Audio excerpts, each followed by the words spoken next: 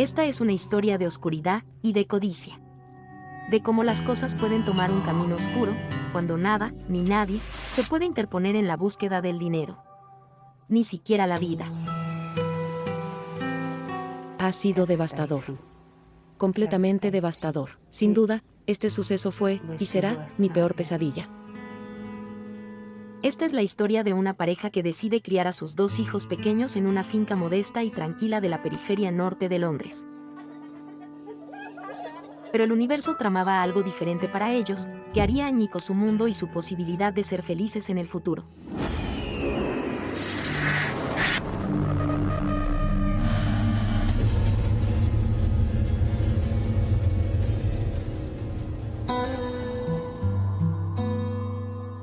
Desde el principio, Sharon, de Barnet, en Hertfordshire, se destacó como una estrella. A los 14 años, era aprendiz de karate. Y era de las mejores de la clase. No sabía que aquella actividad iba a cambiar su vida. Enseguida llamó la atención de su entrenador, Gary, cinturón negro quinto dan, y secretario del Club de Karate de Gran Bretaña. Sharon no solía interesarse por ninguna cosa, excepto que pudiese ser la mejor. En la clase de karate, también estaba la mejor amiga del colegio de Sharon, Paula. Paula siempre estuvo presente en la vida de Sharon. Siempre a su lado, desde que eran muy pequeñitas, y hasta el fin de sus días, habían asistido a clase juntas, a las mismas escuelas. Gary empezó su vida laboral como joyero, y estaba separado de su primera pareja. Y aunque Sharon apenas tenía la mitad de su edad, Gary comenzó una relación sentimental con ella. La invitó a un viaje relacionado con el karate, a Canadá. Sus padres se enteraron en ese momento de que la única a la que Gary iba a llevar al viaje era a Sharon. ¿Qué podíamos hacer? Sharon iba a cumplir 16. ¿La encierro bajo llave? ¿Qué haces si no? Le dices, te prohíbo hacerlo, no puedes ir. Y si no, ¿qué haces? Te das la vuelta. Y le dices, pues a partir de ahora, ¿te las arreglas sola? ¿Y destruyes tu familia en pedazos? Estaba claro que algo no estaba bien. No lograba entender el atractivo de un noviazgo así.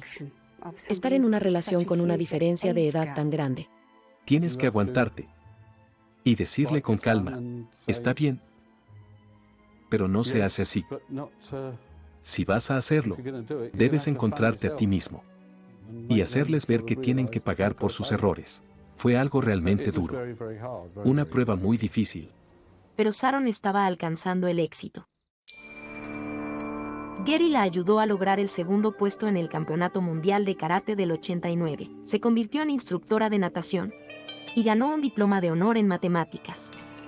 En 1993, cuando tenía 22 años, ella y Gary se casaron, pero su familia aún tenía muchas dudas. Que lo que Dios ha unido, a través de este santo sacramento, no sea separado por ningún hombre.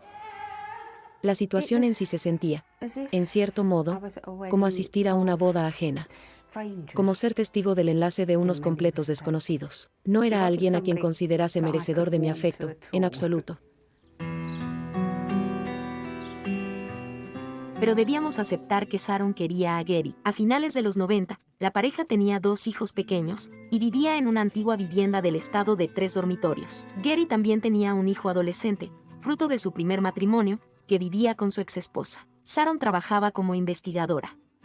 Pero la joven familia no estaba destinada a ser feliz por mucho tiempo.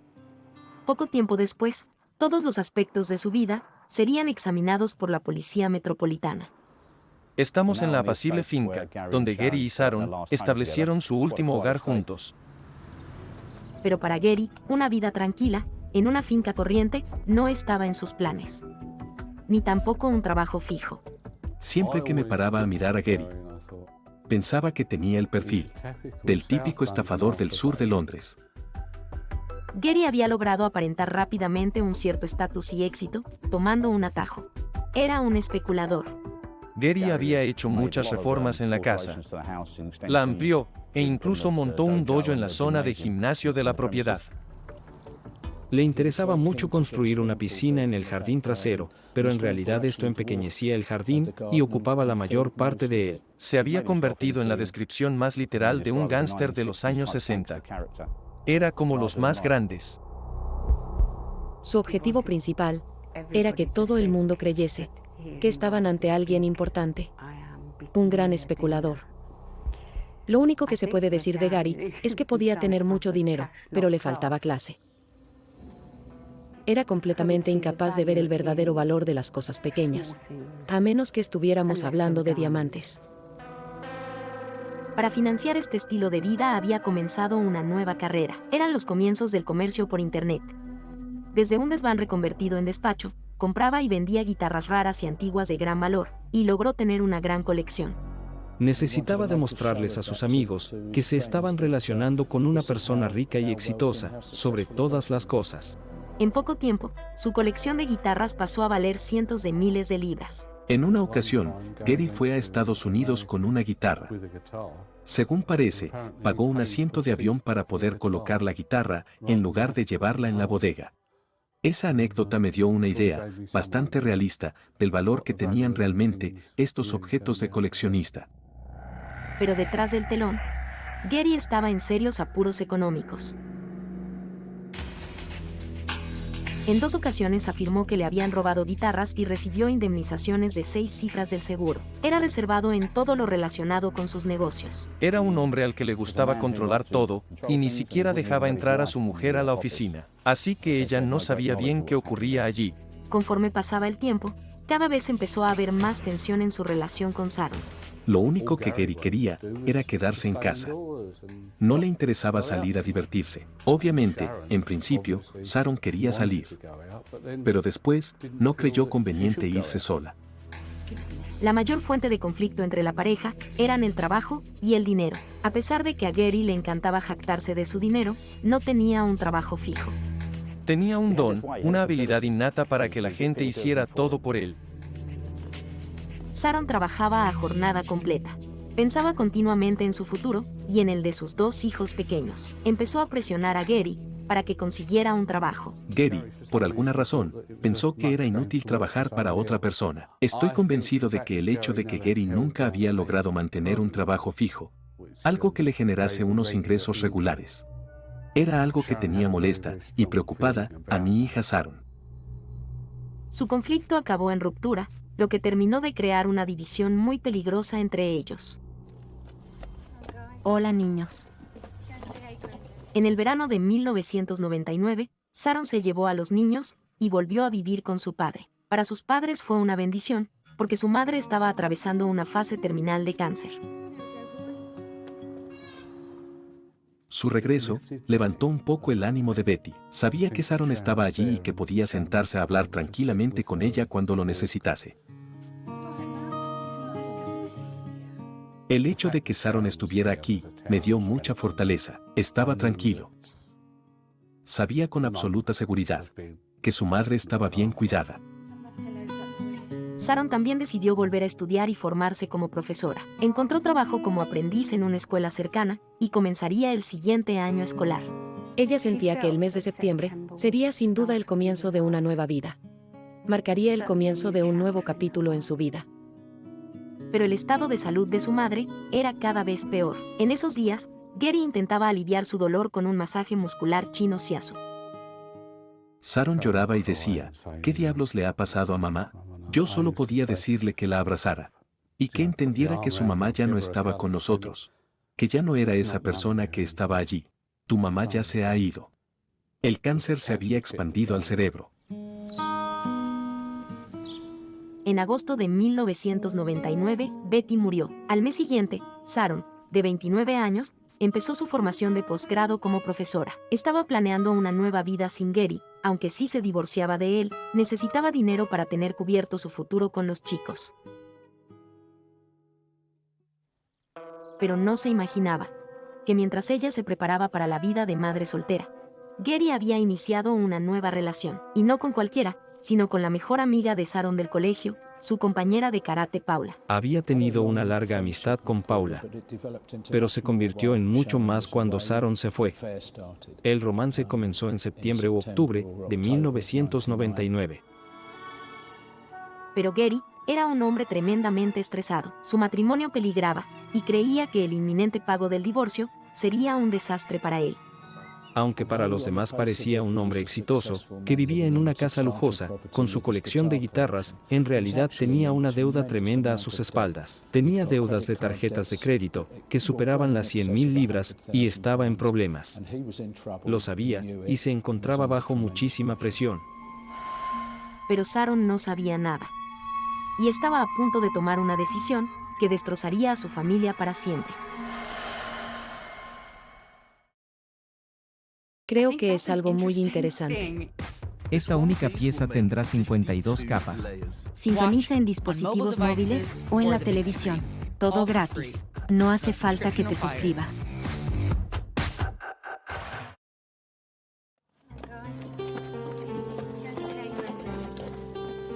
Sharon, aprendiz de profesora y madre de 2 hijos pequeños, había dejado a su marido Gary tras una serie de discusiones y se había ido a vivir con su padre. Gary no tenía trabajo, estaba muy endeudado y mantenía una relación secreta con Paula, la mejor amiga de su mujer. Sharon estaba a punto de golpearlo donde más le dolía. En otoño de 1999, estaba claro que Sharon y Gary habían hablado de divorcio. Las cifras de las que se hablaban eran increíbles. Gary le había ofrecido a Sharon un acuerdo por solo 45.000 libras. Una absoluta miseria. Sobre todo si tenemos en cuenta que podía venderse la casa familiar, valorada en unas 400.000 libras, y la colección de guitarras, que era muy cara. Sharon les contó a unos amigos lo que su futuro exmarido le estaba ofreciendo. También se lo confió a su abogado. Tanto él como sus amigos le pidieron encarecidamente que pidiera más que eso. Si una suma cerca de las 100.000 libras estuviera sobre la mesa, habría sido un acuerdo decente. Sharon le dejó claro a Gary, en numerosas ocasiones, que debía subastar parte de su colección de guitarras o incluso la colección completa, para pagarle lo que le correspondía por derecho. La oferta que te hice es todo lo que vas a tener. Pero él se negó rotundamente a vender su sagrada colección de guitarras para conseguir dinero para Sharon y sus hijos. Gary podía ser una persona extremadamente posesiva. Lo que tenía era solamente suyo, y tenía que conservarlo a toda costa. No se desprendía de absolutamente nada. Se habría resistido con uñas y dientes a dejar ir sus cosas. La policía alega que Gary urdió un plan para asegurarse de que, si Sharon lo llevaba a juicio, no generara nada de empatía. Gary estaba muy preocupado por limitar la cantidad de dinero que al final tendría que pagarle a Sharon por el divorcio. Hizo cosas muy retorcidas. Hizo todo lo posible para ensuciar el nombre de Sharon.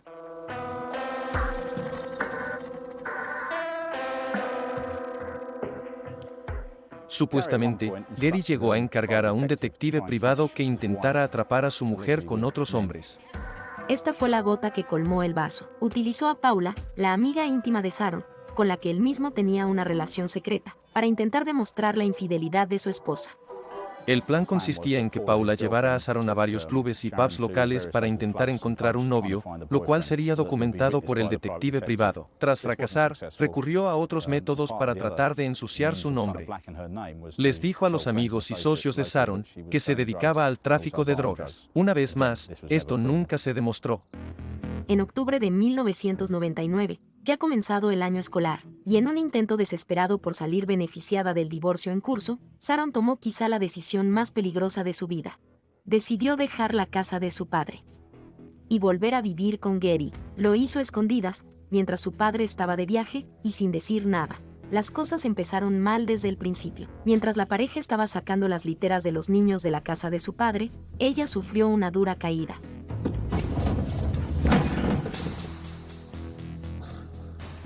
Según su testimonio, Sharon había resbalado con algo al pie de la escalera y tuvieron que ir corriendo al hospital. ¿Resbaló por accidente? ¿O qué pasó? Tras varias entrevistas y consultas con su abogado, Sharon decidió que su mejor opción era mudarse con Gary. Creo que le dijeron que sería mejor para su situación que estuviera viviendo en el domicilio conyugal antes de iniciar los trámites de divorcio. Es mucho más sencillo que la esposa se quede con la casa y los hijos, si está ahí físicamente. Pero es mucho más difícil que vuelva a mudarse a esa casa una vez que el procedimiento haya empezado.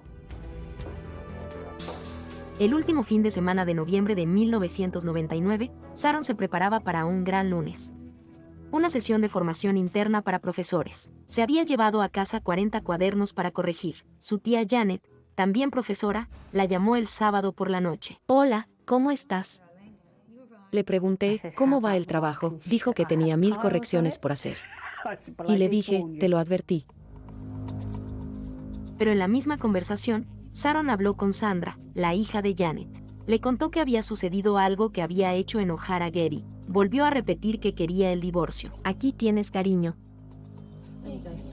Al día siguiente, la familia visitó la casa de un vecino. Sharon y Gary fueron a tomar el té con los vecinos y se llevaron a los niños con ellos. Según el relato de sus amigos, la tensión y la incomodidad que había entre la pareja era palpable. Yo traigo el dinero a casa. Después salió a este espacio verde de aquí. Se puso entonces a remontar una cometa con sus hijos. Algo extraño para esa época del año, porque estaba ya bastante oscuro. Lo último que sabemos de Sharon es que, un poco más tarde, habló por teléfono con una especie de niñera para que cuidara a sus hijos los días siguientes. Hasta la semana que viene, nos vamos hablando. Adiós. Pero ni Sharon, ni la niñera, se volvieron a ver más. Al día siguiente, tampoco había rastro de Sharon en la escuela donde la esperaban para la capacitación de profesores. Era evidente que estaba pasando algo. Sharon no había llegado a la escuela en la que daba clases, pero tampoco había avisado de que no acudiría ese día. Los familiares no tenían noticias de Sharon, y algunos empezaron a preocuparse seriamente por su bienestar. Sandra, la prima de Sharon, se presentó ese mismo lunes por la tarde, en su puerta. Me dijo, mamá, tengo el presentimiento de que algo horrible sucede. Dijo que no encontró a Sharon en la casa. Le dije, ¿qué quieres decir con que Sharon no estaba allí? Me respondió, yo estoy aquí, pero no hay nadie dentro de la casa. En ese momento, Gary se acercó caminando con los chicos desde la casa de los vecinos y le dijo que si buscaba a Sharon, no estaba allí. No fue a trabajar. Estará con sus amigos. Sharon todavía no había vuelto a casa. Gary llamó justo después al padre de Sharon. Gary me llamó y me preguntó si Sharon estaba en mi casa. Le dije, no está en vuestra casa. Me respondió, no, salió de casa, pero todavía no ha vuelto. Dijo que se había ido con unos amigos de su grupo de matemáticas y que se había llevado los cuadernos para la capacitación de profesores. La forma en que lo dijo fue cuanto menos curiosa. Percibí como si Gary simplemente estuviese constatando un hecho. Gary no llamó a la policía para denunciar la desaparición de su mujer, hasta 2 días después de su desaparición. Sandra volvió a ir a la casa el jueves, tras no recibir noticias del regreso de su prima. Cuando llegó, Gary dijo que no estaba, que se había desvanecido. La invitó a pasar dentro de la casa para que viera que no mentía. Él le pidió con insistencia que entrara. La llevó a recorrer toda la casa para que pudiese verlo todo. Quería demostrarle que Sharon no estaba allí, que decía la verdad. No había señales de Sharon. Pero Sandra se dio cuenta de que habían arrancado parte del empapelado que había junto a la cama. Él le dijo, se ha ido, nos abandonó. Básicamente, ahí fue cuando comenzó todo. Esta pesadilla. En ese momento, Gary llamó a la policía para informar que no había rastro de Sharon. Los llamé por teléfono. Para ser totalmente honestos, me llevé una sorpresa. El caso les parecía muy sencillo. Su respuesta fue, bueno, hablamos de una mujer de más de 18 años. Tiene todo el derecho a desaparecer, si así lo desea. La mayoría de las personas desaparecidas aparecen en las primeras 6 semanas. El 80% vuelve en ese lapso y no nos preocupamos demasiado hasta transcurrido ese tiempo. Pero cuando tú estás angustiado por alguien, esto te deja totalmente en shock. Gary le dijo a la policía que creía que Sharon estaba con otro hombre, pero su familia no podía entender por qué abandonaría a sus hijos, que tanto amaba. Y eso que estábamos en vísperas del milenio, se había adueñado de su propia vida. Estaba entusiasmada y tenía la sensación de que un nuevo comienzo era posible. Estaba inmersa en plena práctica docente. Esto era importante para ella. Este era el resto de su vida. Y se estaba organizando para conseguirlo. Por aquel entonces, la vida empezaba a parecerle realmente buena. Y ella se veía positiva de nuevo. Iba a entrar en un nuevo siglo. Y a tener un nuevo comienzo. Eso nos había dicho a todos. Entonces empecé a pensar que había tenido una crisis nerviosa y que yo me había perdido algo. Para Harry, la desaparición de Sharon fue una noticia que lo golpeó apenas 3 meses después de la muerte de su esposa. Te da un sentimiento de culpa. Lo tuve presente mucho tiempo. Me castigaba por no haberle prestado tanta atención como debería. Había estado absorto en mi propio dolor. Y no había logrado percibir nada sobre Sharon. Entonces, lo que empiezas a hacer es culparte a ti mismo por todo lo sucedido. Durante los primeros 4 o 5 días, lo único que hice fue quedarme sentado en la galería, mirando hacia la puerta principal, esperando pacientemente a que alguien se acercara, la abriera y entrara. Pensé que podía estar en la calle. Incluso llegas a tal punto que piensas en tomar tu abrigo y salir a la calle a buscarlo. Y eso hice yo. Iba a ir a las estaciones de King's Cross y de Euston y ver si por casualidad estaba conviviendo con los vagabundos. Pero en cuanto llegas a la puerta principal, caes en la cuenta de lo que estás haciendo. Y te preguntas, ¿cuánta probabilidad hay de encontrar a una persona en Londres? Incluso puede que ni siquiera esté allí. Supongo que en el fondo sabíamos que algo horrible había ocurrido.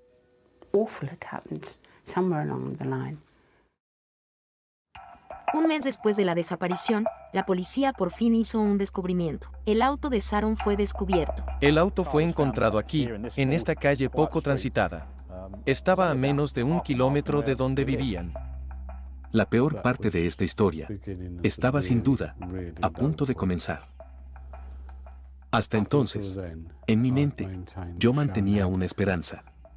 Quizás suene curioso, o incluso tonto, pero para mí, mientras Sharon siguiera teniendo su auto, tenía los medios necesarios para volver a casa. Cuando encontraron el auto de Sharon, pensé que entonces estaba completamente desvalida, abandonada, y en una situación muy difícil. Y ahí, se me pasaron por la cabeza los pensamientos más oscuros sobre lo que podría haber pasado. Que podría haber sido secuestrada o algo parecido. Gary le había dicho a la policía que Sharon se había llevado su propio celular. Un agente revisó la guantera para ver si el teléfono estaba allí. Tras la inspección, le devolvieron el auto a Gary. Se informó a la División de Investigación Criminal local que quiso recuperar el vehículo para un examen forense. Para ese momento, seguro que ya habían pasado unas horas. Cuando los detectives recuperaron el auto, descubrieron que lo habían limpiado y aspirado a fondo. El hecho de que se hayan tomado tantas molestias en limpiarlo debe significar que algo había sucedido en ese lugar. Pero tu mente se bloquea, porque en realidad no quieres saberlo. Tuve un mal presentimiento desde el principio. Desde el momento en el que nos enteramos de su desaparición. Ahora, habían encontrado el auto cerca de su casa. Y esta situación se estaba convirtiendo en mi peor pesadilla. El agente que había registrado previamente la guantera encontró su contenido alterado. Había algunos artículos que antes no estaban. Había aparecido una especie de vaso de plástico infantil que tenía un poco de polvo blanco. Encontramos un mapa, un par de paquetes de salsa y 2 preservativos. Y si teníamos ante nosotros las pruebas de una historia conocida, en la que se mantiene la creencia de que Sharon no era una chica inocente, sino que había estado planeando escaparse con otro hombre para huir de Gary, no lo sabemos, pero entonces no nos parecía correcto. Se encontraron manchas de sangre en el maletero. Se registró la casa y se encontraron más manchas en la sala de artes marciales. Gary tenía una explicación. Dijo que él y Sharon habían estado jugando a las peleas. Dijo que Sharon había tenido una hemorragia nasal. Y en relación con la sangre que había en el maletero del auto, dijo que Sharon se había lastimado la mano con un cochecito para bebés. Pero en ambos casos, la cantidad de sangre que se encontró era suficiente para levantar sospechas. En el desván de Gary, la policía encontró las costosas guitarras. pero hubo más descubrimientos. Durante el registro, se observó que el dormitorio había sido redecorado. La búsqueda se trasladó entonces al gimnasio. Y allí se halló una cantidad de cuadernos escolares que llegaba a las 30 unidades. Se suponía que esos eran los cuadernos que Sharon se había llevado cuando desapareció. Tenía que corregirlos para la jornada de inserción del día siguiente. Pero no había pruebas contundentes de juegos sucios en aquella casa. Un mes después, la desaparición de la joven de 29 años seguía siendo un misterio, una investigación de persona desaparecida. Gary estaba dispuesto a aparecer en televisión. Pretendía rogarle que volviera a casa. Hasta ahí llegaba su deseo de demostrar que seguía viva y que él creía que en realidad lo estaba. La policía recibió una pista nueva. Paula, la amante de Gary, afirmó que, un mes antes de su desaparición, Sharon le había dado un sobre para que lo guardara. Supuestamente contenía droga, dinero en efectivo y un pasaporte. Era un kit de escape.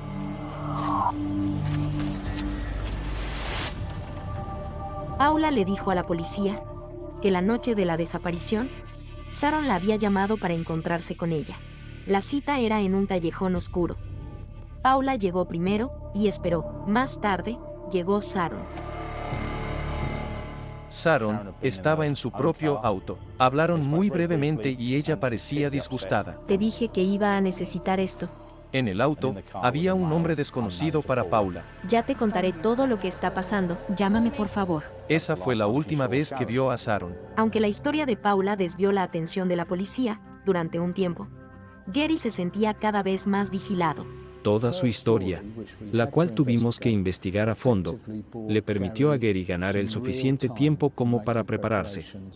Quería contrarrestar una investigación policial que, como es lógico, le preocupaba bastante. Las investigaciones policiales revelaban su estilo de vida. Dejaban relucir el hecho de que tenía un motivo que era el acuerdo de divorcio. Gary no estaba acostumbrado a desprenderse del dinero de sus guitarras. La policía, mientras tanto, estaba interrogando a muchos de sus amigos. Y eso le preocupaba. Gary estaba arrinconado contra las cuerdas. Y estaba a punto de hacer una apuesta desesperada para lograr despistar a la policía. Nada estaba marchando como le gustaría a Gary, el embaucador. Su esposa Sharon había desaparecido en noviembre de 1999. Y los detectives le acechaban. Descubrieron que la pareja había discutido sobre la cantidad de dinero que él debía pagarle en el acuerdo de divorcio. En enero de 2000, la presión de aquella relación era excesiva. Lo siguiente que ocurrió fue de repente, sin aviso ni advertencia. Un día, de la nada, Gary alquiló una furgoneta. Empacó algunas de sus preciadas guitarras, incluso las que había denunciado como robadas para cobrar el seguro. Metió a sus 2 hijos en la furgoneta y juntos se fueron a España. Fue una huida silenciosa, no se puede describir de otro modo. Gary, fiel a su estilo, no se conformaba con una Ford Transit. Le pidió una furgoneta de gama alta a una empresa de alquiler local. Pero pagó con lo que llamamos un cheque revocado, un cheque sin fondos. Paula se quedó atrás, en Inglaterra. De camino a España, Gary envió una serie de cartas. Escribió que corría peligro si permanecía en el Reino Unido. Y alegó que Sharon había tenido problemas con una banda criminal, por una deuda impaga, y que tenía novio. La verdad, a ese tipo no le creía nada en absoluto. Ni una palabra. Mi impresión era que se había quedado atrapado en su propia red de mentiras. Estaba en un mundo de fantasía. Si pensaba que eso era lo que en verdad estaba pasando. A comienzos del 2000, en febrero, la Interpol encontró la furgoneta de Gary. El detective Laurie Roach fue a España a buscarla, pero en virtud de los acuerdos de extradición de la época, Gary no podía ser devuelto a Gran Bretaña, ni ser interrogado, sin una orden judicial. Pero la repentina y sigilosa marcha de Gary transformó la investigación de una persona desaparecida en un posible caso de asesinato. Y los detectives ampliaron la búsqueda del cadáver de Sharon. La zona en la que nos estamos adentrando es un lugar muy extraño. Los lugareños llaman a este sitio los agujeros de las golondrinas. Estamos ante un humedal bastante extenso. Ahora bien, solo hay 6 de estas zonas en el mundo, y es un sistema de agujeros subterráneos de piedra caliza que, básicamente, están cubiertos de un lodo limoso.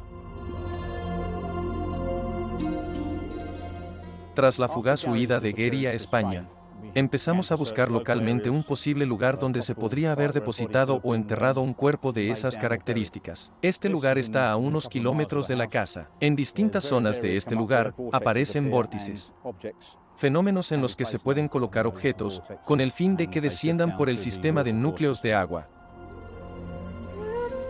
La policía no encontró nada, pero estaban a punto de aparecer pruebas que confirmarían que Sharon no había abandonado a sus 2 hijos pequeños. Como padre, por tu cabeza nunca van a pasar pensamientos acerca del fin de sus días. Tendrás fe.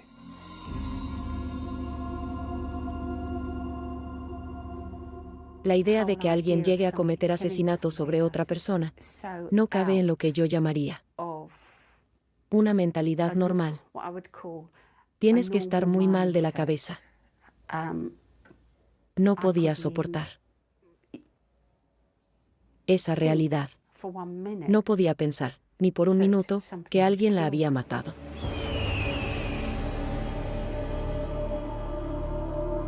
En la finca de una mansión isabelina, cercana a la casa de la pareja, a finales de marzo de 2000, se hizo un descubrimiento sombrío. Este es el North Hims Park en Willem Greene, y es aquí donde un halconero que entrenaba a su halcón descubrió el cuerpo de Sharon. Su cadáver fue encontrado entre los escombros de un curso de agua cubierto por maleza. Yo mismo examiné el cadáver y estaba irreconocible. Seguro que debido a las condiciones meteorológicas y a la exposición, los exámenes médicos revelaron que era, en efecto, el cuerpo de Sharon. Rompí a llorar desconsolado. Es todo lo que puedo decir. Me mató. Me destrozó la vida de toda forma imaginable. Porque hasta ese preciso momento, y aunque estuviera desaparecida desde hace mucho, aún podía no estar muerta. Y no importan las circunstancias, ni lo que piense la gente. Aunque todo el mundo te diga, seguro que lo sabías. O por lo menos tenías que sospecharlo. Eso es cierto. Lo más probable es que, en el fondo de tu corazón, supieras la verdad. Pero tu cerebro no te deja aceptarlo. Algo murió aquel día en todos. Horrible. No lo creía. Mi peor pesadilla se había hecho realidad. La causa de la lesión fue un traumatismo contundente en la base de la cabeza, causado por un martillo de bola. De nuevo, el instinto policial había dado en el clavo. El lugar del hallazgo queda directamente río abajo de los agujeros de golondrina que habían registrado. Este cauce se dirige hacia el norte. Aquellos túneles lo hacen pasar por la finca privada. Ahora está seco, pero cuando la lluvia se acumula, la corriente se vuelve muy rápida.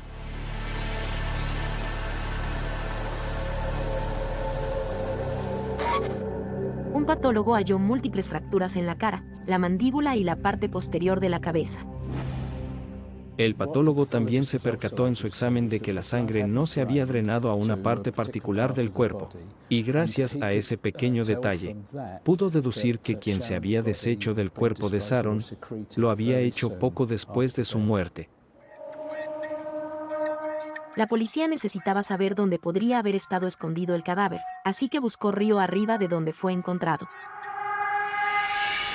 El único emplazamiento viable que pudimos encontrar fue debajo de la alcantarilla bajo la autopista A1, porque era un lugar seco y oculto. Si este era el sitio, la policía necesitaba averiguar quién había estado en los alrededores la noche del asesinato. Procedieron a analizar el registro de los celulares. Tenemos registros telefónicos que demuestran que Gary estuvo en una zona cercana a la alcantarilla al lado de la carretera principal durante 3 horas ese domingo por la noche, y que durante ese tiempo había realizado numerosas llamadas telefónicas a Paula y a su hijo Gareth. Los registros mostraron que más tarde esa noche, Paula también había estado en la zona durante unos 20 minutos. Gary no pudo ser interrogado porque estaba en España. Más tarde, afirmó que su presencia en el lugar era pura coincidencia, pero Paula fue entrevistada y tenía una explicación para ello. Gary había estado andando en bicicleta, se le había pinchado una rueda y se había caído. Había llamado a Paula para pedirle vendas y un kit de reparación. Respondió que fue a ese lugar para encontrarse con Gary, para poder ayudarlo. Paula afirmó que había quedado en encontrarse con Gary junto a un puente peatonal sobre la A1, al otro lado del cual se encuentra la alcantarilla. Es en este punto de la entrada al sendero peatonal, donde Paula dice haberse encontrado con Gary, y donde le coloca unas vendas y le ofrece un vaso de agua.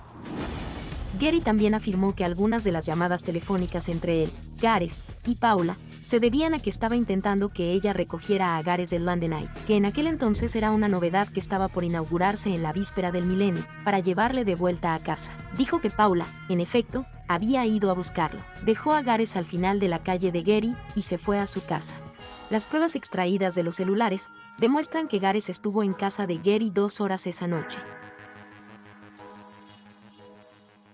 La versión policial de lo ocurrido aquella noche difiere mucho de la suya. Esto es lo que creemos que ocurrió. Pensamos que Gary, por primera vez en su vida, fue desafiado por alguien, en este caso, su esposa Sharon. Con la ayuda de Paula, inventó una versión para demostrar que Sharon se drogaba y tenía amantes. No era así en absoluto. Algo pasó. Algo relacionado con el divorcio. Algo asociado con el dinero. Pero Sharon le dijo algo a Gary que hizo que se volviera absolutamente loco.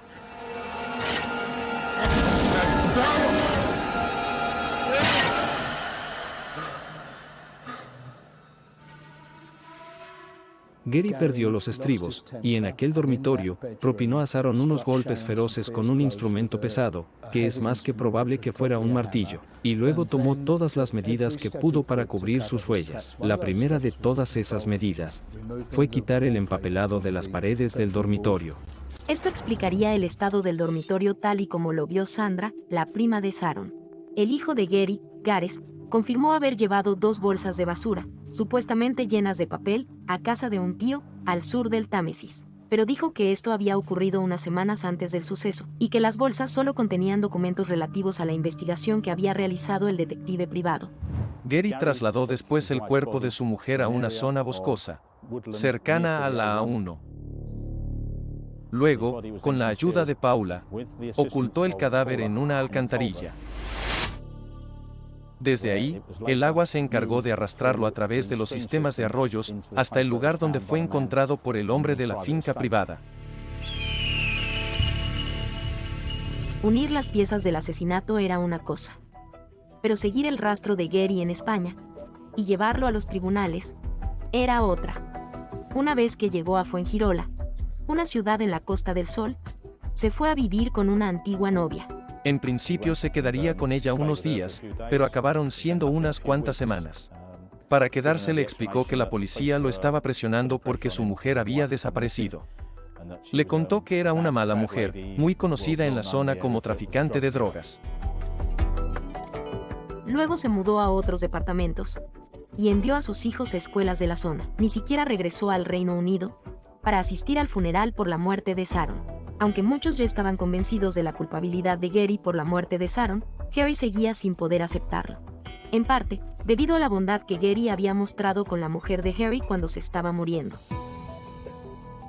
Aunque es verdad que podríamos decir que tenía un temperamento muy irritable. Solía ser una persona muy fría, tranquila y compuesta. Y un hombre muy empático. No había dejado de ayudarnos en ningún momento y siempre estaba para darle esperanzas a Betty en su enfermedad.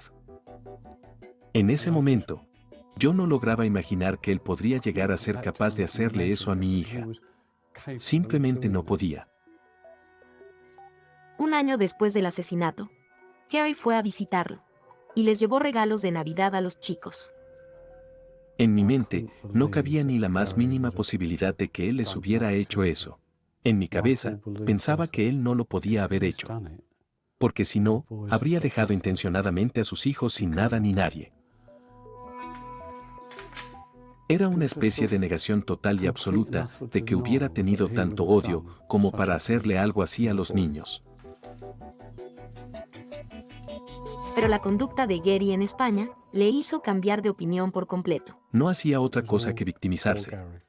No pensaba en los niños. Ellos habían perdido a su madre. No pensaba en qué estaba haciendo la policía para hallar al asesino. En ese mismo instante, me choqué de narices con la realidad. Lloré todo el camino de regreso a casa.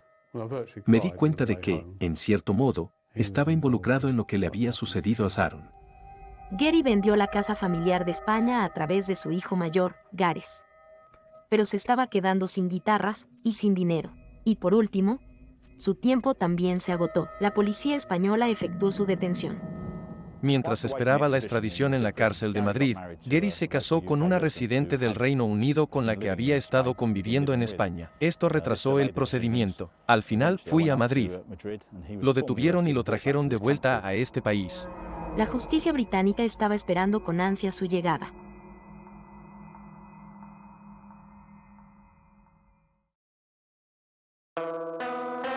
Gary, el gran embaucador, que se había fugado a España, finalmente había sido extraditado al Reino Unido. Pero no solo se enfrentó a la justicia por el asesinato de su esposa Sharon. Las aseguradoras, que habían pagado $500,000 por las guitarras, supuestamente robadas, lo demandaron, y ganaron. Se llevaron algunas de las guitarras en compensación. Otras se entregaron a la familia de Gary. En 2004, Gary se declaró inocente del asesinato de Sharon, en la audiencia preliminar, en el Tribunal de Primera Instancia de Hendon. Una vez llegado el juicio completo, en el tribunal, en marzo de 2005, Gary volvió a negar el asesinato. Su hijo Gareth negó haber ayudado al criminal y haber intentado obstruir el curso de la justicia. Paula, la amante de Gary y amiga de Sharon, negó 2 cargos de ayudar a un criminal y uno de intención de obstruir el curso de la justicia. Pero sí se responsabilizó de una acusación similar, por la historia del sobre y el detective. Dijo que era una coartada inventada por Gary. La defensa dijo que no había pruebas forenses de que Gary hubiera asesinado a su esposa Sharon. Pero el jurado consideró que las pruebas circunstanciales eran abrumadoras. El empapelado arrancado, las 3 horas que Gary pasó la noche del asesinato en el lugar donde habían arrojado el cadáver, su fugaz huida a España. Gary fue declarado culpable y condenado a cadena perpetua, con un mínimo de 18 años de prisión. Gareth, el hijo de Gary, fue absuelto, y el jurado no llegó a un veredicto sobre si Paula había ayudado a Gary, aunque se le impuso una condena condicional de 8 meses y se le ordenó pagar $1,000 en concepto de costas por obstruir el curso de la justicia al mentir para facilitarle una coartada a Gary. Gary apeló la condena impuesta por el juez, pero solo consiguió reducir 2 años su condena mínima.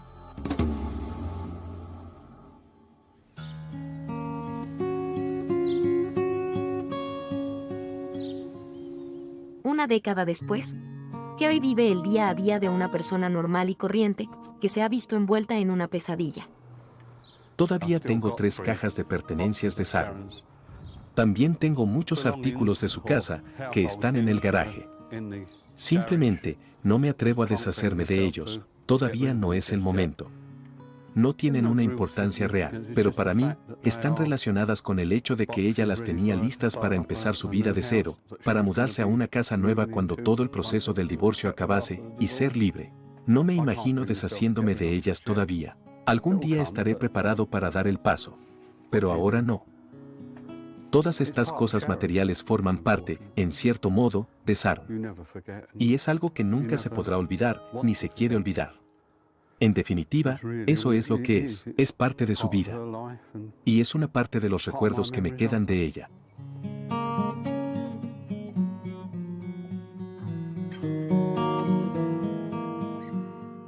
Y el recuerdo más nítido que tengo de Gary es que no tenía ningún atisbo de remordimiento por las atroces acciones que cometió contra su mujer.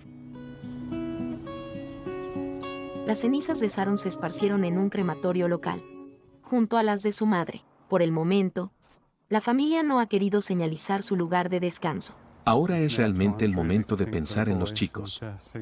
Ver si quieren poner piedras, o un monumento conmemorativo, o si quieren escribir su nombre en el libro de memorias.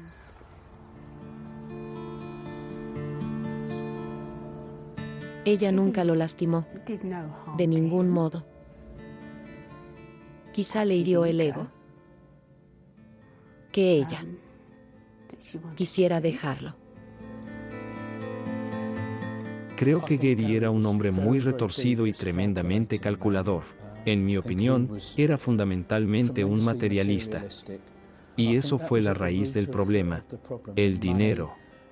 Por eso hizo lo que hizo. Hizo todo lo que estaba en su mano, no solo para cubrir sus huellas, sino para ensuciar sin piedad el nombre de Sharon. Y creo que Sharon era una mujer encantadora, una buena amiga, alguien muy leal y una excelente madre para sus hijos.